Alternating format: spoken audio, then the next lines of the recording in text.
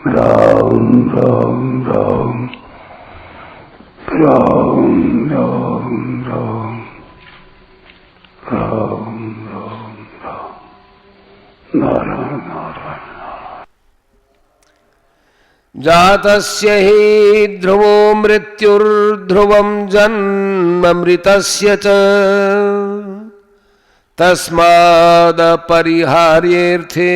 न त्वं शोचितुमर्हसि। कारण कि पैदा हुए की जरूर मृत्यु होगी और मरे हुए का जरूर जन्म होगा। अतः इस जन्म मरण रूप परिवर्तन के प्रवाह का निवारण हो ही नहीं सकता। अतः इस विषय में तुम्हें शोक नहीं करना चाहिए। जातस्य ध्रुवो मृत्यु ध्रुवम जन्म मृतस्य च। पूर्व श्लोक के अनुसार अगर शरीरी को नित्य जन्मने और मरने वाला भी मान लिया जाए तो भी वह शोक का विषय नहीं हो सकता। कारण कि जिसका जन्म हो गया है वह जरूर मरेगा और जो मर गया है वो जरूर जन्मेगा। तस्माद अपरिहार्येऽर्थे न त्वं शोचितुमर्हसि। इसलिए कोई भी इस जन्म मृत्यु रूप प्रवाह का परिहार नहीं कर सकता, निवारण नहीं कर सकता, क्योंकि इसमें किसी का किंचन मात्र भी वश नहीं चलता। यह जन्म मृत्यु रूप प्रवाह तो अनादि काल से चला आ रहा है और अनंत काल तक चलता रहेगा।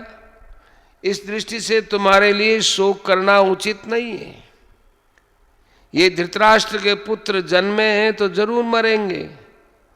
तुम्हारे पास ऐसा कोई उपाय नहीं है जिससे तुम उनको बचा सको। जो मर जाएंगे वह जरूर जन्मेंगे, उनको भी तुम रोक नहीं सकते। फिर शोक किस बात का? शोक उसी का कीजिए जो अनहोनी होए।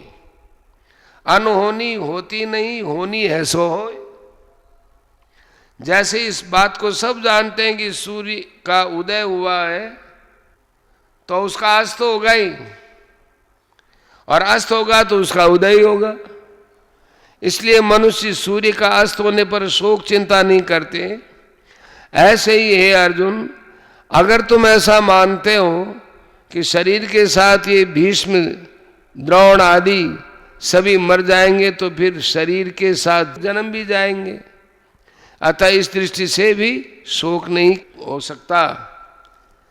भगवान ने इन दो श्लोकों में 26वें और 27वें में जो बात कही है यह कोई भगवान का वास्तविक सिद्धांत नहीं है।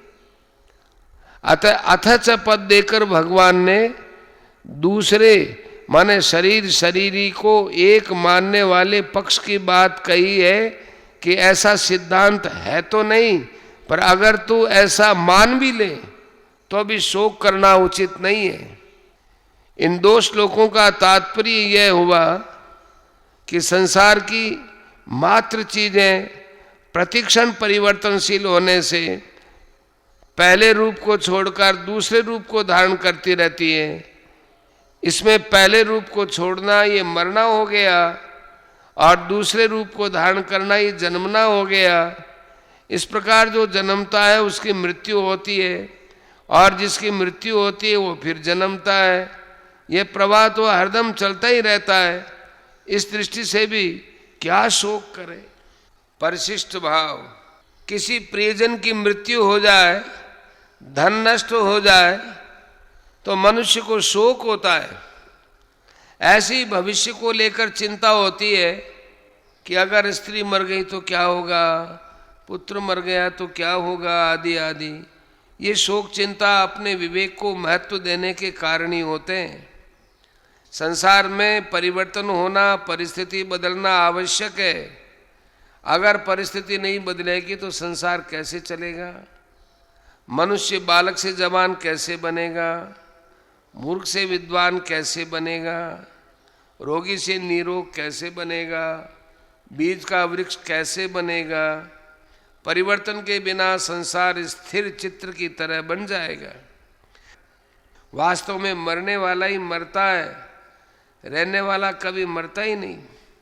ये सबका प्रत्यक्ष अनुभव है कि मृत्यु होने पर शरीर तो हमारे सामने पड़ा रहता है, पर शरीर का मालिक बना हुआ जीवात्मा निकल जाता है। अगर इस अनुभव को महत्व दें तो फिर चिंता शोक हो ही नहीं सकते। बाली के मरने पर भगवान राम उसी अनुभव की ओर तारा का लक्ष्य कराते हैं। तारा विकल देखी रघुराया, दीन ज्ञान हरि लीनी माया, क्षितिजल पावक गगन समीरा, पंचरचित अति अधम शरीरा, प्रगट सुतनु तब आगे सोवा, जीव नित्य के ही तुम लगी रोवा, उपजा ज्ञान चरण तब लागी, लीन सी परम भगति वर मांगी।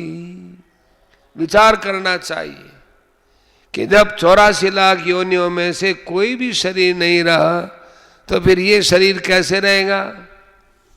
जब 84 लाख शरीर मैं मेरे नहीं रहे तो फिर ये शरीर मैं मेरा कैसे रहेगा? यह विवेक मनुष्य शरीर में हो सकता है, अन्य शरीरों में नहीं। संबंध पीछे के 2 श्लोकों में पक्षांतर की बात कहकर अब भगवान आगे के श्लोक में बिल्कुल साधारण दृष्टि की बात कहते हैं। अव्यक्तादीनि भूतानि व्यक्तमध्यानि भारत, अव्यक्त निधनान्येव तत्र का परिदेवना। हे भारत, सभी प्राणी जन्म से पहले अप्रकट थे और मरने के बाद अप्रकट हो जाएंगे, केवल बीच में ही प्रकट दिखते हैं। अतः इसमें शोक करने की क्या बात है? व्याख्या अव्यक्तादीनि भूतानि, देखने सुनने और समझने में आने वाले जितने भी प्राणी हैं वे सब के सब जन्म से पहले अप्रकट थे, अर्थात दिखते नहीं थे। अव्यक्त निधनान्येव, ये सभी प्राणी मरने के बाद अप्रकट हो जाएंगे, अर्थात इनका नाश होने पर ये सभी नहीं में चले जाएंगे, दिखेंगे ही नहीं। व्यक्त मध्यानि, ये सभी प्राणी बीच में ही अर्थात जन्म के बाद और मृत्यु के पहले प्रकट दिखते दिखते हैं। जैसे सोने से पहले स्वप्न नहीं था और जागने पर भी स्वप्न नहीं रहा, ऐसे इन प्राणियों के शरीरों का पहले भी अभाव था और पीछे भी अभाव रहेगा, परंतु बीच में भाव रूप से दिखते हुए भी वास्तव में इनका प्रतिक्षण अभाव हो रहा है। तत्र का परिदेवना, जो आदि और अंत में नहीं होता वो बीच में भी नहीं होता, ये तो अटल सिद्धांत है। सभी प्राणियों के शरीर पहले नहीं थे और पीछे नहीं रहेंगे, अतः वास्तव में वे बीच में भी नहीं है, परंतु ये शरीर ही पहले भी था और पीछे भी रहेगा, अतः बीच में भी रहेगा ही। निष्कर्ष ये निकलता है कि शरीरों का सदा अभाव है और शरीरी का कभी भी अभाव नहीं है, इसलिए इन दोनों के लिए शोक नहीं हो सकता। परिशिष्ट भाव, जो आदि और अंत में नहीं है उसका नहीं पना नित्य निरंतर है, तथा जो आदि और अंत में है उसका है पना नित्य निरंतर है। जिसका नहीं पना नित्य निरंतर है वह असत है और जिसका है पना नित्य निरंतर है वो सत है। असत के साथ हमारा नित्य वियोग है और सत के साथ हमारा नित्य योग है।